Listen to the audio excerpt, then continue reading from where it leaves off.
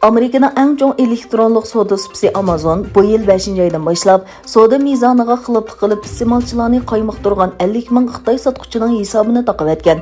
ئىگىلىنىشىچە bu ساتقۇچىلار ئىستىمالچىلارنىڭ ئىجابىي باھا يېزىشى ئۈچۈن ئۇلارغا pul بەرگەن yoki hədiyyə kartları tarqatqan. Afg'onistonda sig'dirishchan islom hukumati quradiganligini jakarlagan Talibanlar vakillari o'miki sobiq prezident Hamid Karzayi, Milliy yarashish oliy kengashining raisi Abdullah va Hizbiy islom partiyasining rahbari Gulbaddin Hikmatyor bilan ko'rishdi. Vakillar o'mikiga siyosiy ishxonaning a'zosi Anas Haqqoniy riyosatchilik qildi. Xitoy Amerikaning Afg'onistondan chekinishini Tayvanga qarshi ishlatdi. Xitoy Tayvanning Amerikaga tayanmasligi va mustaqillik orzusi qilmasligini Afg'onistondan o'rganishi kerakligini aytdi. Xitoy Kompartiyasi bu uchurni davlat matbuotidagi bosh maqolada bergan bo'lib, maqola Tayvan Afg'onistondan saboq olsin degan mavzuda e'lon qilingan. Sharqi Turkistonda yaqinda bayqalgan 2 dona dinozavr toshqatmasi bu makonning qadimgi jo'grafiyalik muhiti haqidagi ba'zi hukmlarni texmi ilgarilab isbotlagan. CNN xabar agentligining bu vaqtdagi xabarda aytilishicha, Turpan qo'min o'ymonligidan bayqalgan 2 dona dinozavr toshqatmasi va ularning toshqa aylanib ketgan tuxumlarini munosabatlik olimlar hozirgacha texi bayqalmagan turlarga mansub deb e'lon qilgan.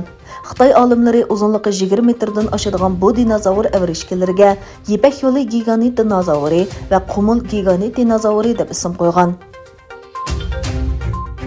Türkiye Büyük Millet Meclisi'nin başlığı Mustafa Şentop, Koreya Parlament Başlığı Park Byung-signi qabul qildi. Koreyaning Turkiyani qon qiyrindishi ekanligini ta'kidlagan Şentop, Koreya urushidan boshlangan qirindoshlikning tadrijiy kengayayotganligini aytdi. Koreya parlamentining raisi bo'lsa, Shimoliy Koreya urushi mezgilida Turkiyaning qo'llaganligini eslab mundaq dedi. Koreyaning hozirgi taraqqiyoti Turkiya askarlarining tirishchanligi bilan bo'ldi. Biz faqat Turkiyani qirindosh davlat deymiz dedi. İsrailiyənin Haifa Sanoat İnstitutida ishlaydigan 2 olim, fizika olimlari 2 asrdan buyon hal qilish chorasi izlayotgan 3 jisim masalasini hal qildi. Bu hal qilish chorasi sayyoralarning quyosh sistemasidagi kelgusi o'rni to'g'risidagi farazlarni yo'ritib beradi. İgilinishicha, olimlar sayyoraning quyosh sistemasidagi o'rnini necha 10 yildan buyon tadqiq qilmoqda. O'zbekiston Tashqi ishlar ministrligi Taliban hokimiyati bilan aloqalashganligini va chegaraga daxl-taruz qilish ehtimoliga bo'lgan ahvolda javob qaytarganligini e'lon qildi.